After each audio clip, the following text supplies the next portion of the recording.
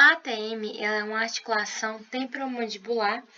Ela vai ser uma articulação sinovial do crânio e ela vai ser responsável pelos movimentos da mandíbula. A ATM ela vai possuir elementos circundados por uma cápsula, ou seja, a cavidade articular, líquido sinovial e a membrana sinovial vão ser circundados por essa cápsula. A ATM ela vai ser uma articulação bilateral que vai realizar ambos movimentos que são efetuados principalmente por músculos. Então, por essa imagem, nós podemos observar uma lâmina da articulação temporomandibular, em que observa-se o osso temporal, a fibrocartilagem, o tecido conjuntivo denso modelado e disco articular, que nós vamos observar na aula seguinte. Bom, a ATM ela vai ter o início do seu desenvolvimento a partir da vida intrauterina. Na 8ª semana de vida intrauterina vai acontecer uma condensação ectomesenquimal e essa condensação vai originar a cartilagem hialina. A cartilagem hialina vai ser responsável por constituir o cônjulo da mandíbula. Também vai formar a fossa glenoide e a eminência articular. Além dessa 8ª semana, ter a presença, a formação dos mioblastos. Esses mioblastos eles vão ser importantes para formar os músculos. Lembrando que os músculos estão relacionados aos movimentos da ATM. Na 13ª semana de vida intrauterina, vai se formar as cavidades articulares, a supradiscal e a infradiscal. E no ectomesênquima, essas células ectomesenquimais elas vão começar a se diferenciar em fibroblastos. E esse fibroblasto ele vai constituir o disco articular. Já na 14ª semana de vida intrauterina, vai ter a ossificação endocondral na cartilagem do cônjulo. Então, essa ossificação ela vai ser de dentro para fora. E, por fim, na 18ª a 20ª semana de vida intrauterina, a fossa glenoide e a eminência articular elas vão adquirir um contorno definitivo. Nessa semana também, a articulação ela vai se tornar funcional, ou seja, ela vai se tornar bilateral. Então, o feto ele já vai conseguir fazer alguns movimentos. E aí nós vamos estudar os elementos ósseos da ATM. Mas antes de estudar os elementos ósseos, é importante observar essa imagem que mostra cada parte da articulação temporomandibular. Mostra a fossa glenoide, mostra o disco articular, a cavidade articular superior e inferior, a eminência articular e o cônjulo. E o primeiro elemento ósseo que nós vamos estudar vai ser o cônjulo da mandíbula. O cônjulo ele vai possuir a superfície artificial com 4 camadas distinguíveis, que é o tecido conjuntivo denso, a camada de células indiferenciadas, a região de ossificação endocondral e o osso. Mas eles vão se diferenciar nessa parte em jovem e adulto, que vamos ver a partir de agora. No jovem, o tecido conjuntivo denso vai ser um tecido avascular, vai conter escassos fibroblastos entre essas fibras colágenas, e essas fibras colágenas vão possuir características arredondadas, que são denominados fibrocondrócitos. E eles também vão possuir uma camada mais externa. A segunda parte do cônjulo vão ser as camadas de células indiferenciadas, e essas camadas elas podem se diferenciar tanto em fibroblastos quanto condroblastos, e vão fornecer novas células, tanto para a camada superficial, que é a camada fibrosa, para a terceira camada, que é a cartilagem hialina. Já a região de ossificação endocondral vai ter um crescimento do cônjulo e esses condrócitos eles vão estar de forma desordenada, ou seja, não vai estar lamelar. E vai ter uma camada superficial que vai ser constituída por tecido conjuntivo denso. O osso ele vai se originar após o término da ossificação endocondral a partir de condroblastos diferenciados da camada de células indiferenciadas. E a parte agora de cônjulo do adulto. O cônjulo do adulto ele vai ser semelhante ao cônjulo de jovens. Ele também vai ter um tecido conjuntivo denso, ele também vai ter uma camada de células indiferenciadas, só que ao invés dele ter uma região de ossificação endocondral, ele já vai ter a fibrocartilagem e também o osso.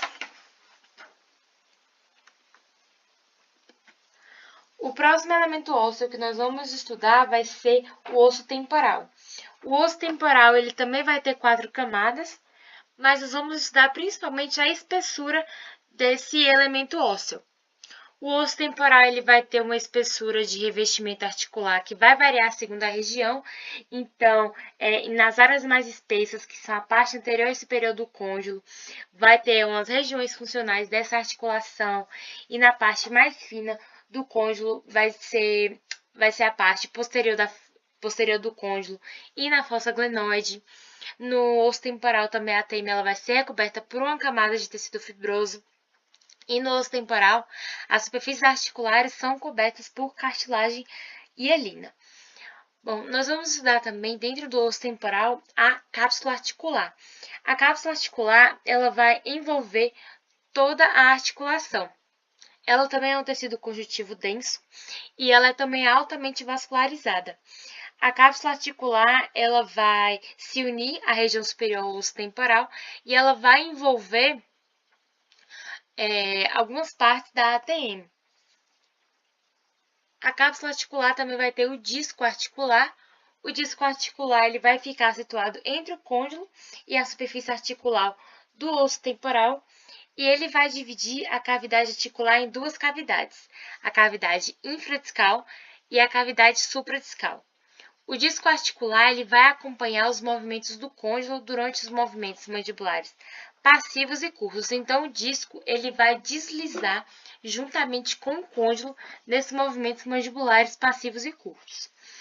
O disco ele vai ter 2 funções, uma porção anterior e uma porção posterior. A porção anterior do disco vai estar relacionada à parte que trabalha mais por ela ser um tecido conjuntivo denso. Então, vai ser uma parte funcional da articulação. E a porção anterior ela vai ser avascular. Enquanto que a porção posterior ela também vai ser avascular, só que esse tecido conjuntivo ele vai ser menos denso. Então, o disco ele vai se dividir posteriormente e anteriormente em 2 lâminas, e uma lâmina vai se fundir com o osso temporal e a outra lâmina vai se fundir com a mandíbula. Agora vamos falar um pouco sobre a membrana sinovial. A membrana sinovial ela vai revestir a superfície interna da mandíbula. Ela vai revestir a superfície interna da cápsula articular, especificamente, e ela vai recobrir os segmentos das extremidades anterior e posterior do disco. A membrana sinovial ela vai possuir muitas dobras, ou também podem ser chamadas de vilosidades. Por isso, ela vai reter o líquido sinovial. A membrana sinovial ela vai ter uma camada íntima, né, que essa camada é mais superficial, e essa camada íntima ela vai ter 2 tipos celulares. E vai também ter uma camada subíntima, e essa camada subíntima ela vai ser um tecido conjuntivo muito mais vascularizado do que a camada íntima. Então, a camada íntima ela vai ser uma camada muito mais superficial e a subíntima muito mais profunda.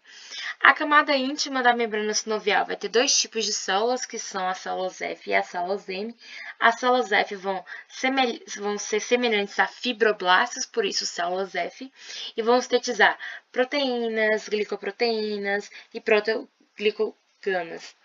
E também vai ter as células M. As células M elas são semelhantes aos macrófagos, e como elas são semelhantes aos macrófagos, elas vão ter a capacidade fagocítica.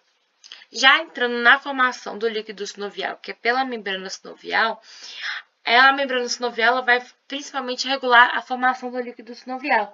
Então, esses vasos sanguíneos da camada subíntima vão originar o plasma vai passar pela camada íntima e vai se juntar aos elementos secretados pelas células F, que são as proteoglicanas, as glicoproteínas e as proteínas. E aí, o líquido sinovial ele vai ser constantemente renovado. E quando esse plasma ele vai atravessar a camada íntima, ele vai sofrer a ação das células M, que é a de fagocitose. E aí o plasma restante vai atingir a camada subíntima, retornando à circulação através dos vasos linfáticos. Então, a membrana sinovela vai ser realmente responsável por formar esse líquido sinovial, que vai preencher as cavidades articulares, vai nutrir e vai lubrificar.